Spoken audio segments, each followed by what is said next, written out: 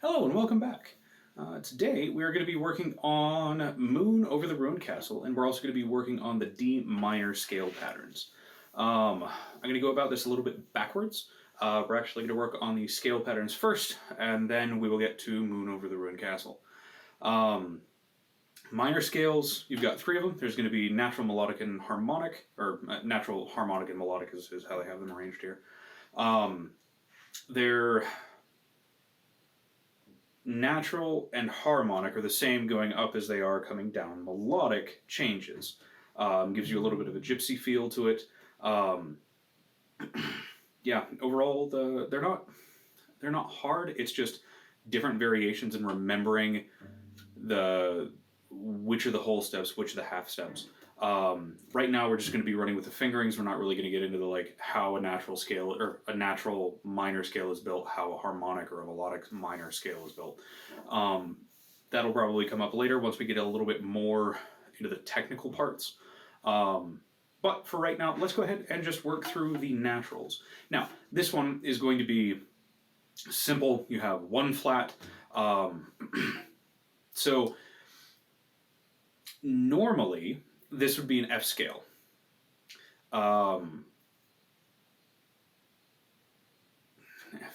So normally this would be an F scale.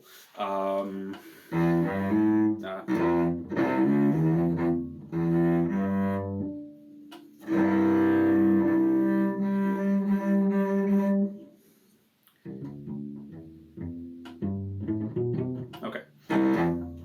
So normally this would be an F scale.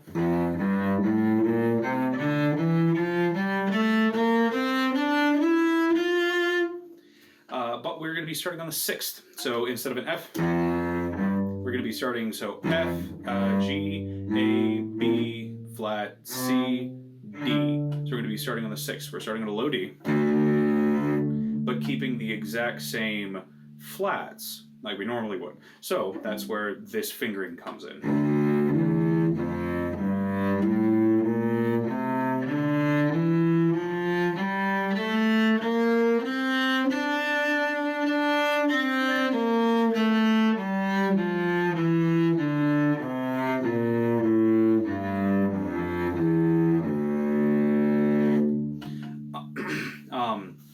One thing that I try really hard to do, especially when I'm working on scales, is not run vibrato, except for on root tones.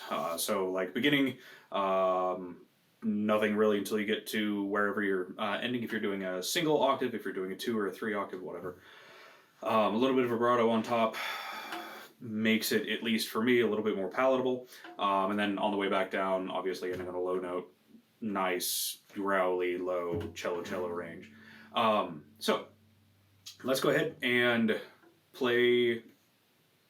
Let's go ahead and play the D minor scale, the natural D minor scale. There's no real alternate fingerings. There's nothing really out of the ordinary here. You will have a flat, a B flat on the A string, so that'll be a low 1 going to a natural 2 and a natural 4. That's the only thing to really pay attention for here. So go ahead and join me. We're going to take it nice and slow. 1, 2, 3, 4. 1, 2, join me, go.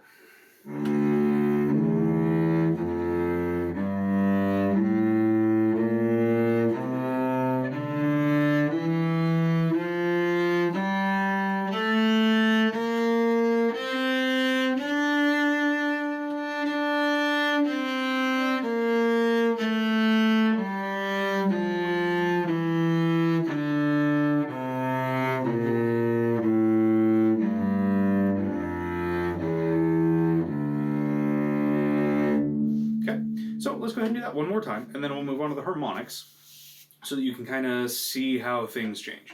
So again, 1, 2, 3.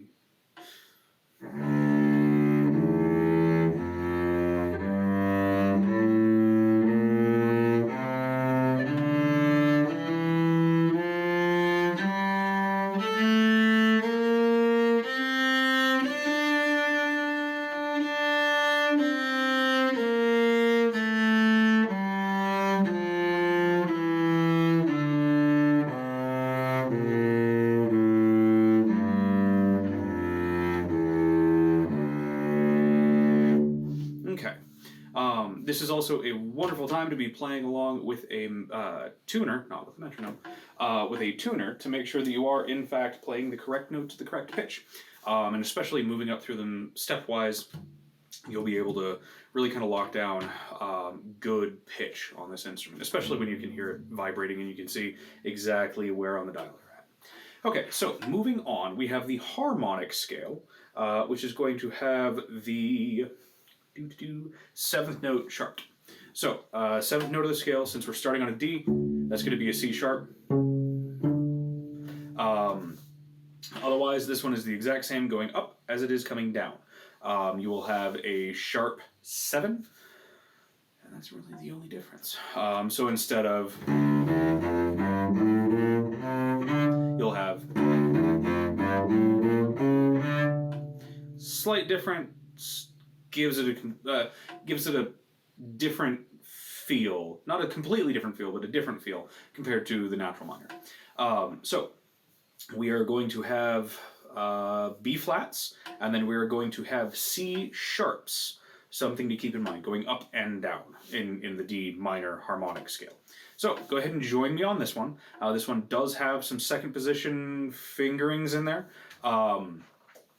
We can work on those the second time through. Well, we'll go through it twice and then we'll work on the second position as well. So go ahead and join me. We're taking the fingerings just on the top. So 1, 2, 3.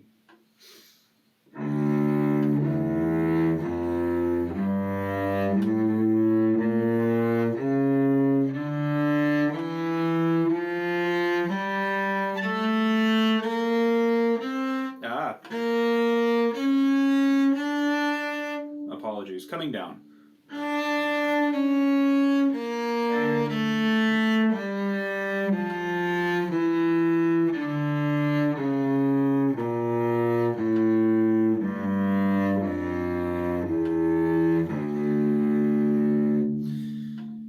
Even people who've been playing a while can get messed up with the different variations on harmonics. So let's go ahead and try that one more time for both of us to get it right this time. And then we can move on to the second position fingerings, which are going to be a little bit different. So at the beginning, 1, 2, 3.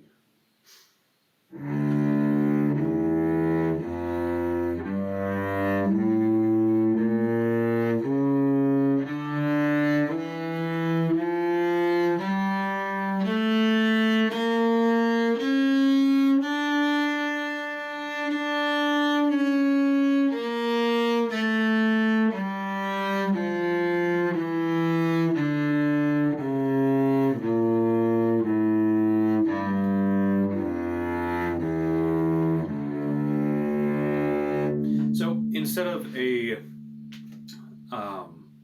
half step or a full step, you've got a step and a half between your 6th and 7th notes. That is going to be your B flat to a C sharp. It's chunky. It's real chunky. But that's part of what gives it its flavor. I don't know. It builds a lot more tension, and that's one of its many uses thematically in pieces and how things are set up. Whenever you've got a minor second separating two notes, especially when you're doing chord stuff, it can make it incredibly tense. I mean, the Jaws theme.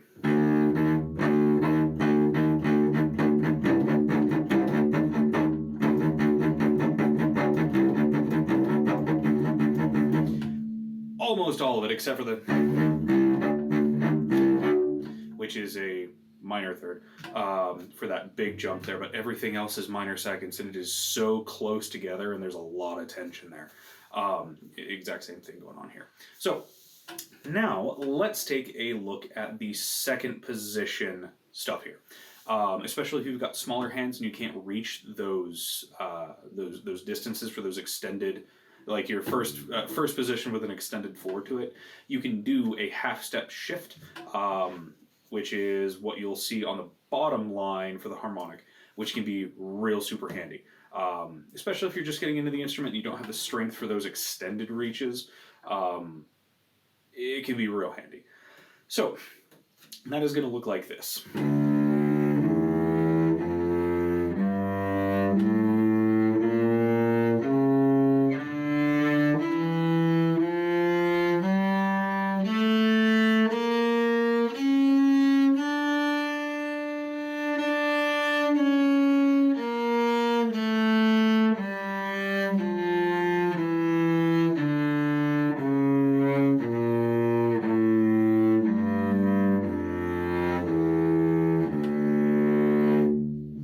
Go ahead and join me. We'll just run through this one time. And then we will go from there. So it's going to be 1 3 4 open, 1 1 4 open, 1 2 4 open, 1 3 4, 4 3 1 open, 4 2 1 open, 4 1 1 open, 4 3 1. So on the G string will be the only place that you're shifting. Although technically you could. Well, technically, you could do the open 1 4 4, because that'll put you in the same place as the, but they don't have a second position thing written in there. Probably because they don't want you shifting right on the last note, just so that everything's in tune. Anyway, let's go ahead and run through it. 1 2 3.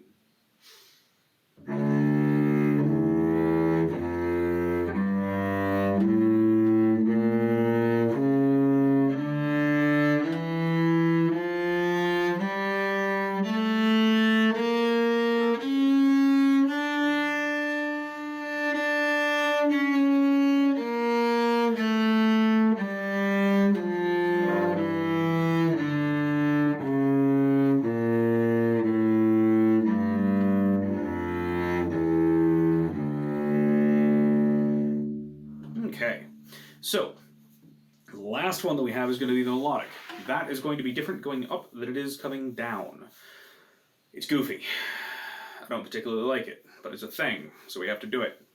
I shouldn't let my personal tastes dictate what is good and what is bad. Melodic definitely has its place. It is a very useful tool. But just that there's a lot more accidentals. I don't like accidentals because it makes me think. So, yeah, let's go ahead and take a look at this one. Going up, our B flat is going to be natural. We're going to have a sharp 7. Going up, our B flat on the A string is going to be natural, and we're going to have a sharp 7, so that'll be a C sharp. And then coming down, we don't have a sharp 7, and we have all of our natural flats back. So it's a modified scale coming down, and then it's basically just a natural scale on the way down. It's basically a harmonic going up with none of the or with the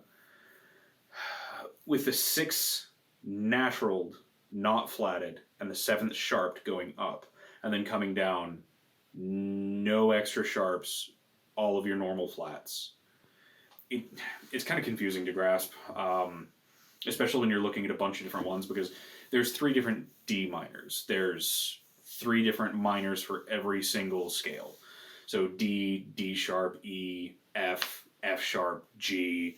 There's so much. Anyway, moving forward, let's go ahead and hit D minor melodic.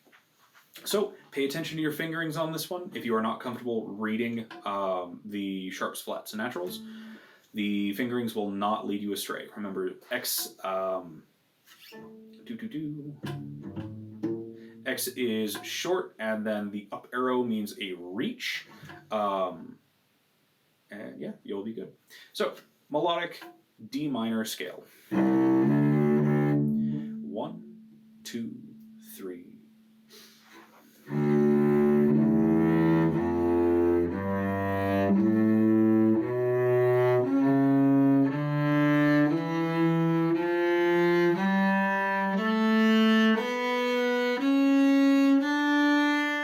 Different?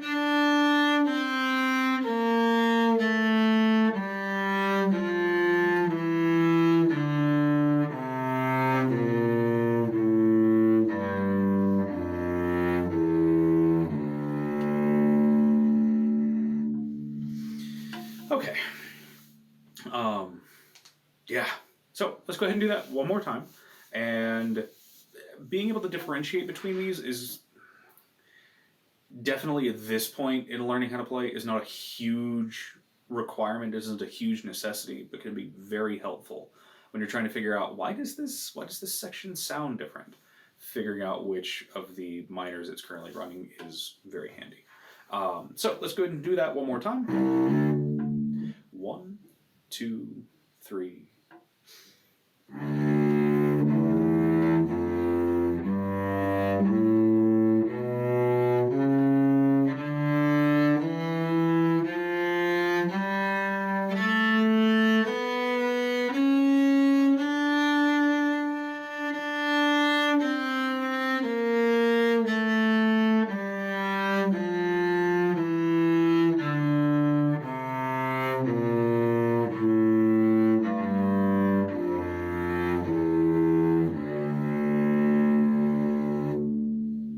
Okay. So, now that we have the technical side done, let's go ahead and take a look at Moon Over the Ruined Castle. It's nice, it's short, it's not terribly complicated, but it puts a lot of the stuff that we just worked on into practice. So, I am going to be playing the third position marks instead on this. So, this is what it is. Let me double check the tempo on Dante.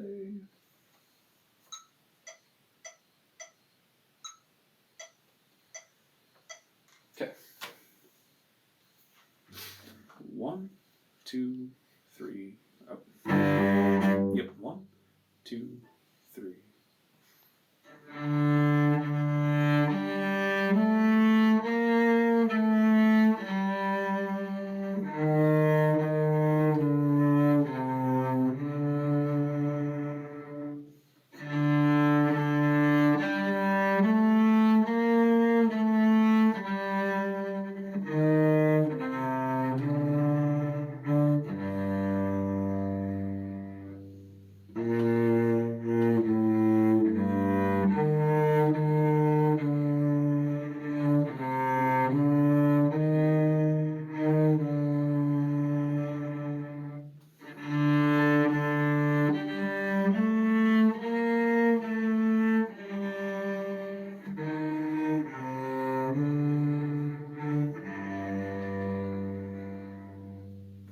So, one of the things that you will note if you do play the third position is when you get past the D, the shifted mark D on the G, it gets really hard to bring out the sound of the instrument. That is due to a harmonic effect of the instrument. That is right around where the wolf tone is, where you get this really bad buzzing. It doesn't project, you can't get any volume, getting good tone through there is real hard. The technical side is whether the instrument is in sync, or so vibrating with a node or the antinode. Basically, the instrument and the string are going to be buzzing at the same time. When you're playing below, the instrument and the string are moving at the same time. When you were playing above, if I'm remembering correctly, the instrument and the string are moving 180 degrees out of phase. The transition point is right around in there. On the D string, not so much, but right, for some reason, right there.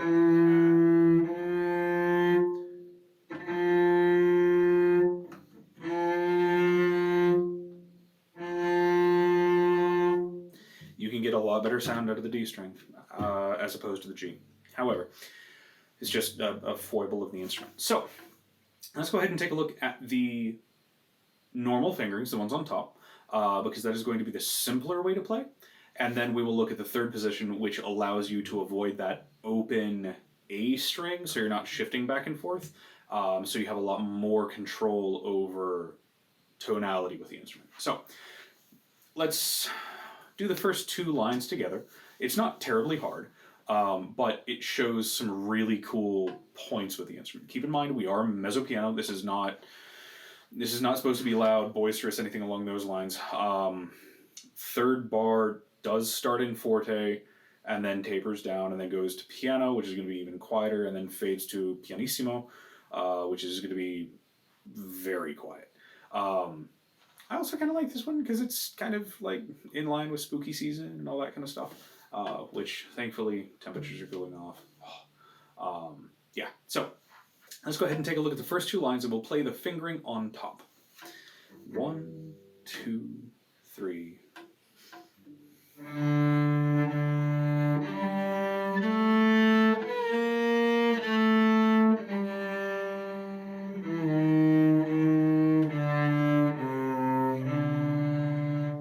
So let's go ahead and take a look at this one. We're going to play the fingerings on top, and then after we get done playing the song, then we'll go back to the third position fingerings.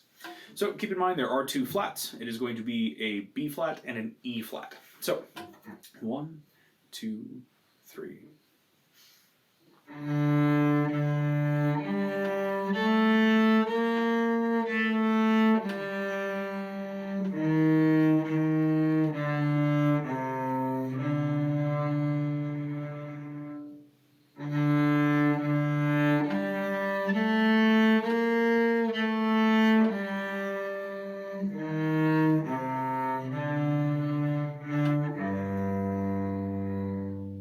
Okay.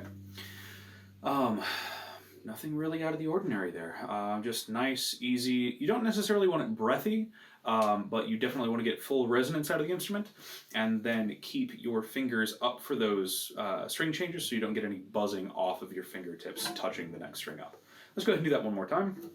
1, 2, 3.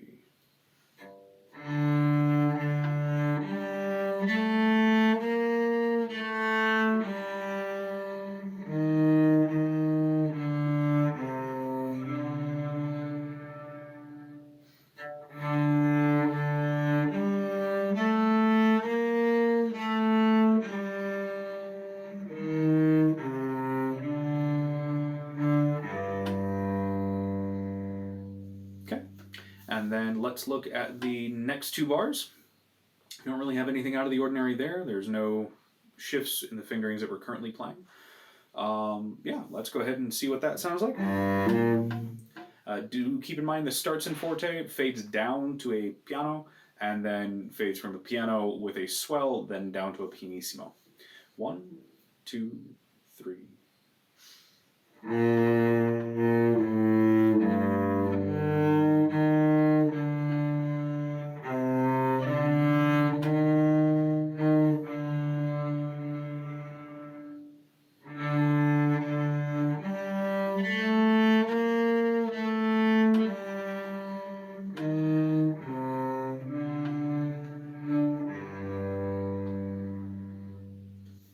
Okay, so go ahead and join me on this one. Yeah, just keep in mind your dynamics markings, and then we will go from there. 1, 2, 3.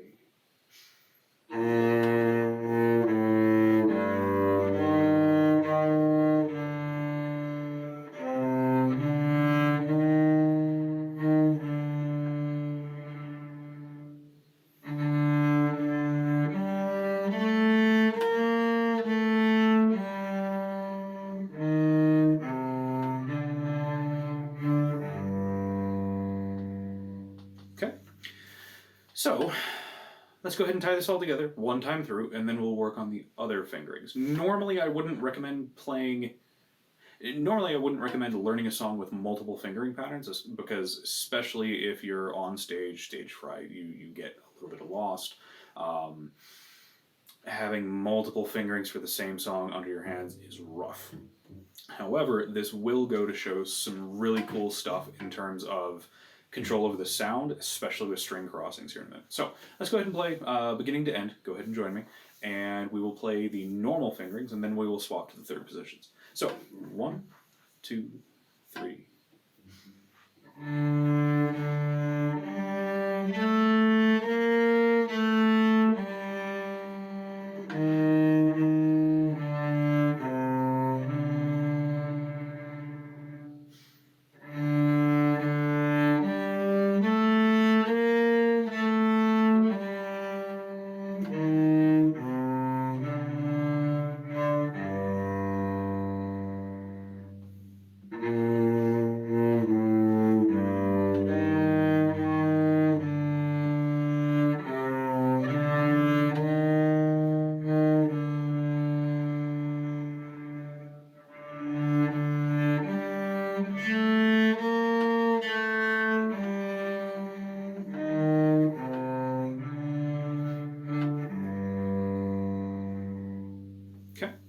So, third position, fingerings underneath. Basically, you put your first finger where your fourth normally goes, and then follow the fingerings, honestly. Opens are still going to be open on the D string. Open A's are going to be your third finger.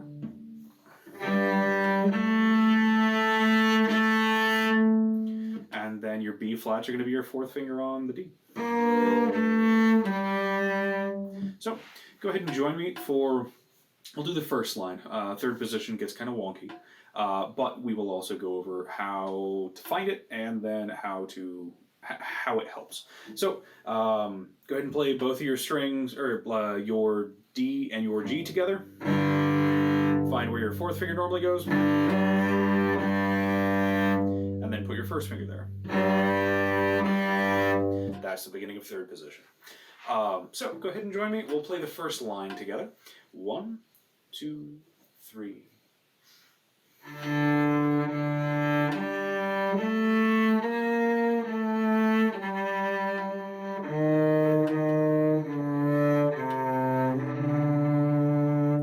There's that wolf note.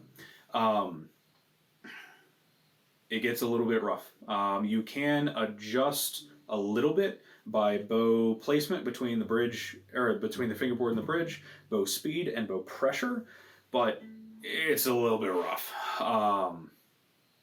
Yeah, so let's go ahead and play that line again. 1, 2, 3.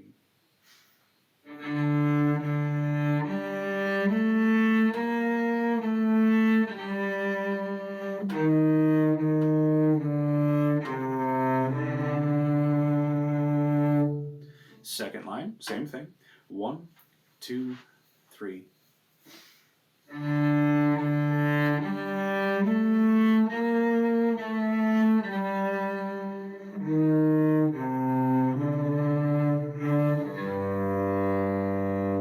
Okay, again. 1, 2, 3.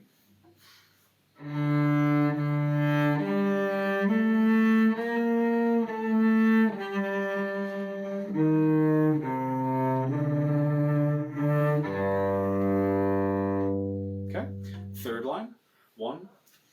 This is forte, keep in mind. 1, 2, 3.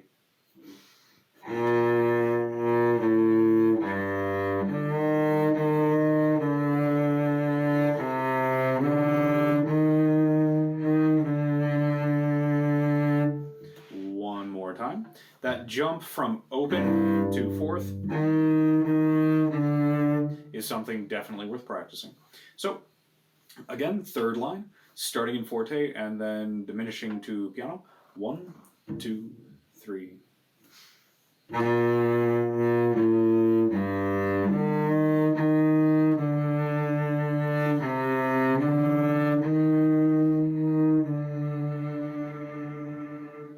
And then the last line, starting at piano with a slight swell and then decrescendoing to pianissimo. 1, 2, 3.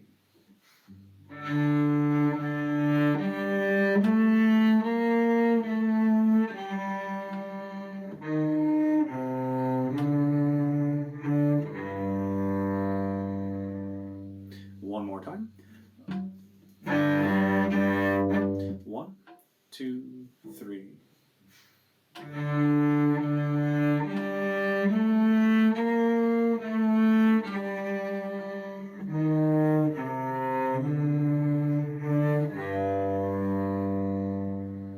Okay, and then let's tie it all together in the third position. So, yeah, we know what to look out for. We know to pay attention to the dynamics, a little bit of swells, and then we'll go through and run this one. Moving over the ruined castle. 1, 2, 3.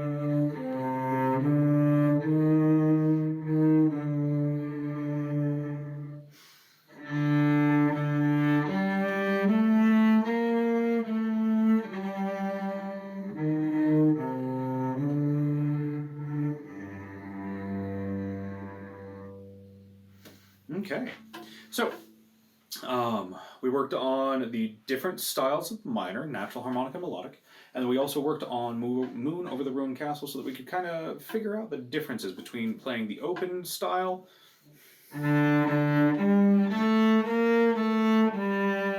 then playing the third position style,